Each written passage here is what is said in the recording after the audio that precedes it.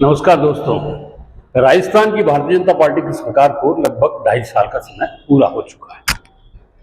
कांग्रेस हमेशा की तरह जो बातें कहती थी, पहले दिन से जो कहती थी मुख्यमंत्री भजनलाल शर्मा के लिए कि ये पर्ची वाले मुख्यमंत्री है, इनके पास अनुभव नहीं है, कभी वो प्रशासनिक तरीके से कैसे कंट्रोल करेंगे, इतने बड़े राजस्थान को कैसे चलाएंगे। वो अपनी जगह सही थे, गलत थे, ये तो वो जाने और उनका काम जाने। लेकिन ये तो तय है कि कांग्रेस का जो तकिया कलाम था पर्ची वाले मुख्यमंत्री, तो पर्ची वाले मुख्यमंत्री देखो किस्मत के तो धनी है, इसमें तो इनकार ही नहीं किया जा सकता। और जिस तरीके से पहली बार विधायक बनने के बाद मुख्यमंत्री बनना अपने आप में एक सपने सा लगता है, लेकिन भाग्य और किस्मत के धनी भजनलाल शर्मा ने हार्ड वर्क के साथ में दिल्ली से अपना ट्यूनिंग को बैठा के जिस तरीके से राजस्थान के विकास के लिए एक के बाद एक बड़े स्टेप लिए हैं, उतना शायद अशोक गहलोत या कांग्रेस के दूसरे मुख्यमंत्री भी अपने कार्यकाल में नहीं ले सके। देखिए कितना बड़ा, सबसे पहले आते ही पहले ERCP प्रोजेक्ट, सिंचाई की एक इतनी बड़ी परियोजना जिसको लेकर आप सोच के देखिए पूर्वी राजस्थान के अंदर और दूसरे इलाकों के अंदर कितनी बड़ी प्रॉब्लम सॉल्व हो जाएगी। ERCP बात यही हो, उसके बाद आगे चलते हैं। हाल ही यमुना समझौता हुआ है जो वर्षों से अटका पड़ा था।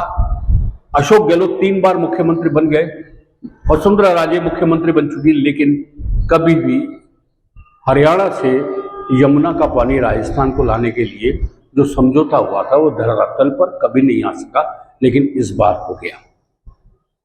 यानी अब शेखावटी क्षेत्र को यमुना से पानी मिलेगा और उसके लिए बाकायदा एक पाइपलाइन डाली जाएगी और उसके जरिए यमुना से पानी आएगा सीकर, चूरू, झुंझुनू की प्यास बुझाने के लिए। इसके साथ ही अब देखिए एक नया समझौता लेटेस्ट में हो गया नर्मदा का, यानी गुजरात से जो पानी आएगा नर्मदा का, उसका भी समझौता कर लिया। और गुजरात से जो पानी नर्मदा का आएगा उससे आप सोच के देखिए राजस्थान के कितने बड़े क्षेत्र को फायदा सीधे तौर पर मिल जाएगा। ERCP हो, नर्मदा का पानी हो, यमुना का पानी हो, राजस्थान में एक सपना सा था जो एक नहर के जरिए आने वाले की स्थिति में आपको देखने को मिलेगा। और राजस्थान की जो डेवलपमेंट है वो कहाँ से काम पहुँच जाएगी, ये सब कुछ संभव हुआ है जिस किस्मत के धनी और हार्ड वर्कर और लॉयल पार्टी के प्रति मुख्यमंत्री जो है भजनलाल शर्मा के कारण।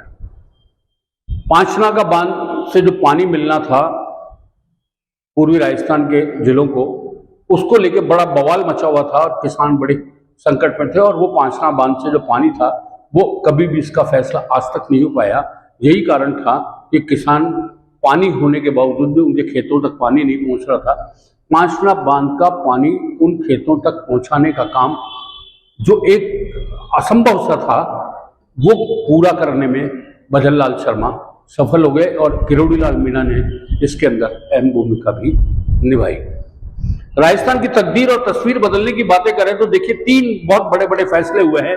अब इनमें देखिए रिफाइनरी, राजस्थान में जो रिफाइनरी की अभी लेटेस्ट में प्रधानमंत्री नरेंद्र मोदी ने जो 4 जुलाई को उद्घाटन किया है, ये राजस्थान की तकदीर और तकबीर दोनों बदलने के अंदर अहम भूमिका अदा करेगा।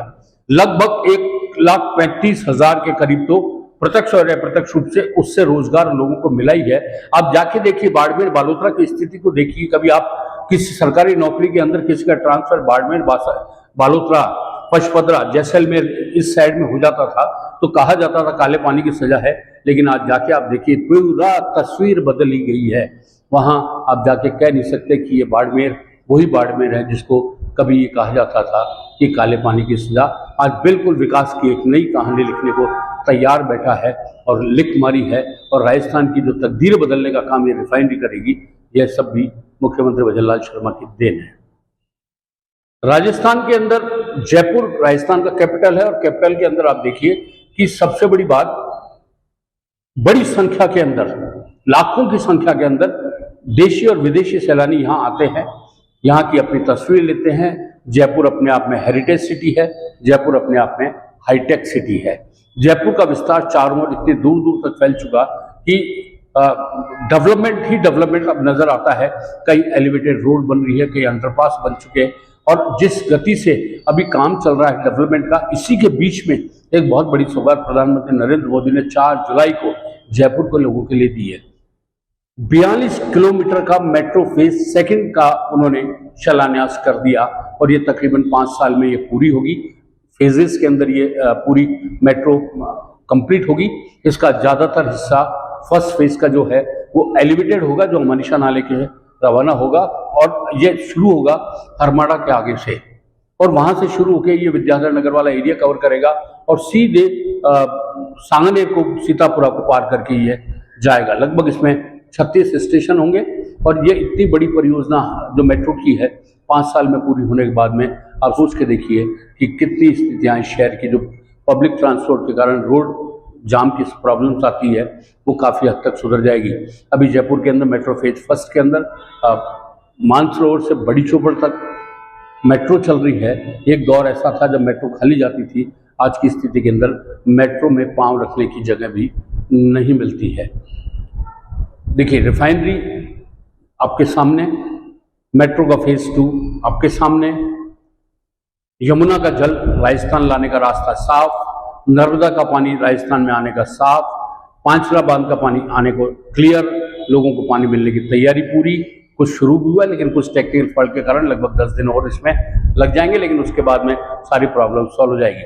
सबसे देखिए जोधपुर के अंदर बहुत बड़ी संख्या के अंदर सैलानी आते हैं, लेकिन जो एक हाई लेवल का एक एयरपोर्ट होता है उसकी बहुत कमी खल रही थी।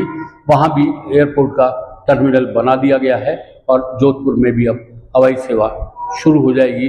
इसके साथ ही आप देखिए कोटा के अंदर बहुत लंबे समय से इंटरनेशनल एयरपोर्ट की डिमांड चल रही थी, लेकिन वो पूरी नहीं हो रही थी। लेकिन अब इंटरनेशनल एयरपोर्ट के लिए भी रास्ता साफ हो गया है और वहाँ उसका भी शिलान्यास कर दिया गया। ये 2.5 साल के अंदर इतने बड़े बड़े फैसले हैं जिसको देखकर लगता है कि भजन लाल शर्मा ने अपने मेहनत से, अपने वेल प्लान वे में, दिल्ली से कोऑर्डिनेशन में और यहाँ उसको एग्जीक्यूट करने में जिस तरीके से काम किया है वो निश्चित रूप से सराहनीय तो कहेंगे ही, बल्कि आने वाले दिनों में इसके परिणाम भी देखने को मिलेंगे। कांग्रेस के पास कहने को कुछ नहीं, सिर्फ वो एक रटी रटाई बातें कि वो पर्ची वाले मुख्यमंत्री है। तो देखिए पर्ची वाले मुख्यमंत्री ने किस तरीके का जवाब दिया है। आप बने रहे हमारे साथ, हम आपको यूं ही अपडेट देते रहेंगे। तब तक के लिए दीजिए मुझे इजाज़त।